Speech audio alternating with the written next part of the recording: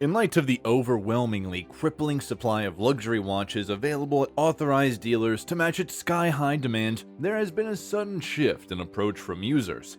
The truth is, getting a brand new luxury sport or steel watch is now hardly about how much you can earn these days, be it even $1 million, but rather whom you're connected to.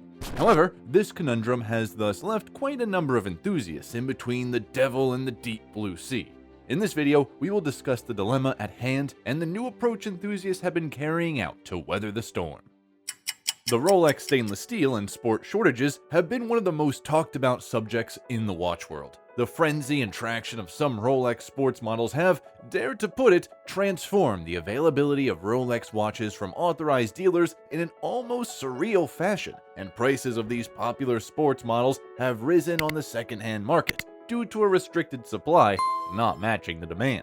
There aren't enough Rolex watches available to satisfy everyone. The result though? Weightless, unscrupulous dealers, empty display cases, ballooning prices, and record-breaking auctions. The scarcity of some select sports models isn't actually a new phenomenon. On the contrary, it has been here for quite a while, especially during 2016, the rise of the current generational Daytonas. Many frustrated fans support the theory that Rolex purposely restricted supply, but in reality, well, perhaps it began as an intentional tactic to build up hype around Rolex watches, which, to be fair, has worked so well for Rolex, they simply can't keep up with the modern demand.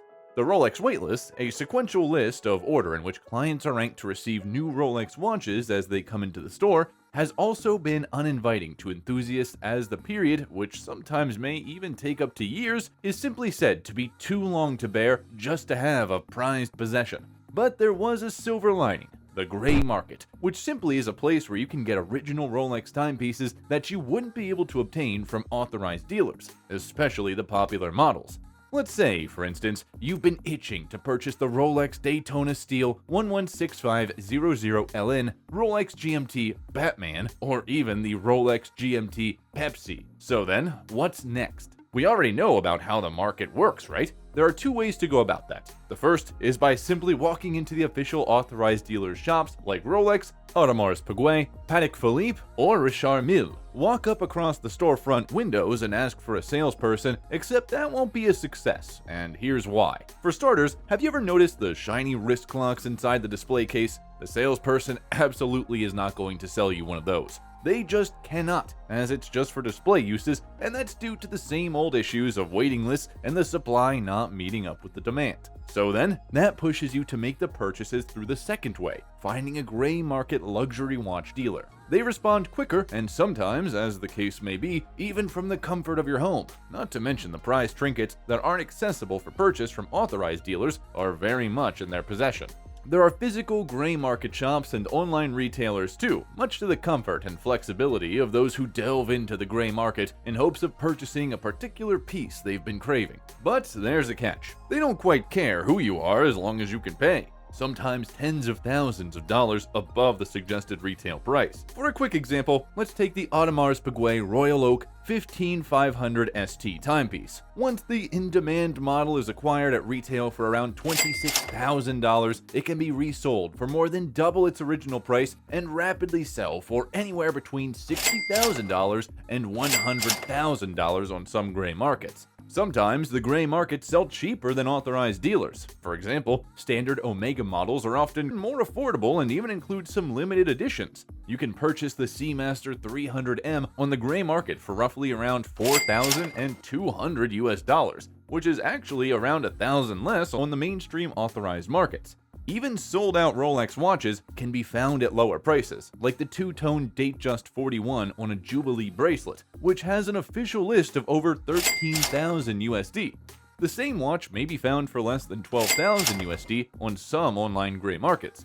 Generally speaking, platinum and gold timepieces from Rolexes can be quite cheaper on the gray market. But it gets way different when considering the stainless steel Rolex models. Stainless steel editions of the Daytona GMT Master II and Submariner have a large fan base, which in turn increases the intense demand, leading back to the issues of supply. If you are desperate for a Rolex, you'll have to settle for a less popular gold model or put your name on a several-year waiting list, the latter of which many individuals are dissatisfied about. However, expect to spend far more than the stated price. The 2016 stainless steel Daytona with the ceramic bezel does retail on official stores for just over $13,000 USD, but on the gray market, they can go as high as $26,000 USD.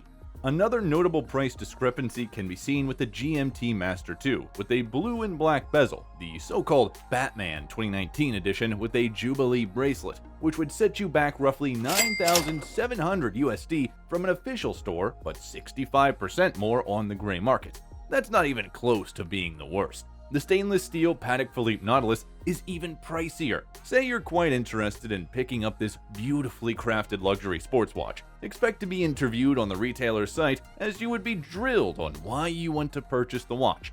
With quite a pinch of some fancy luck, your name would be etched onto a year-long waiting list. The official asking price for the Nautilus 5711 is now slightly around $30,000 USD, but it can be way above $70,000 USD on the gray market.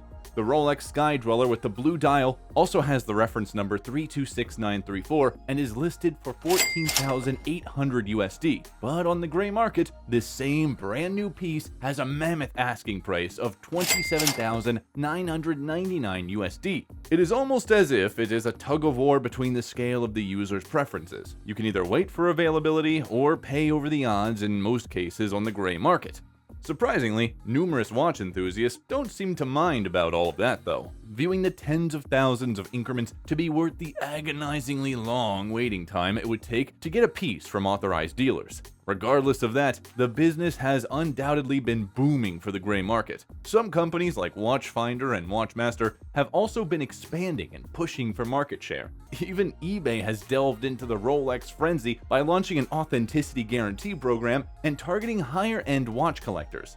Here's an interesting fact. According to Tim Strake, the founder of Chrono24, an eBay-styled marketplace for watch selling, a lot of buyers in today's market are using their bubbled-up profits from delving into cryptocurrencies, NFTs, stocks, and Forex to purchase timepieces, while some others make reference to crypto windfalls when making a purchase. He added that the same Chrono24, the fastest-growing segment, is 18 to 25-year-olds who buy watches that start at about $20,000 on the site.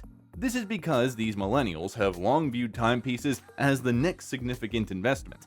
They have been gradually shifting their crypto wealth into something more physical and tangible, and in his words, these timepieces are appealing to the younger generation. They would never pay $20,000 for a timepiece alone, but if this watch feels like an NFT on your wrist, it may seem more acceptable.